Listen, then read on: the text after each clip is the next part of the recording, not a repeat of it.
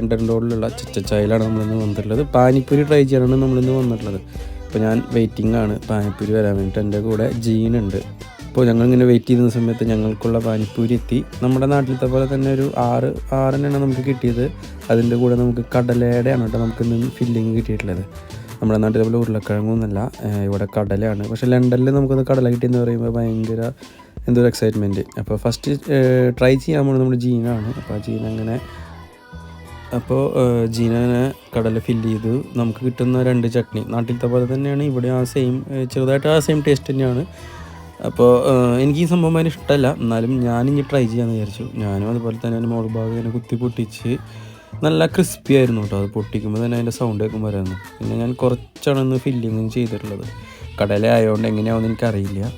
As usual ആ 2 ചട്നിയിൽ നമ്മൾ മുക്കി കഴിച്ചു. അപ്പോൾ കൊള്ളാം. അപ്പോൾ നിങ്ങളും ട്രൈ ചെയ്യണേ. അപ്പോൾ ഓക്കെ, ബൈ.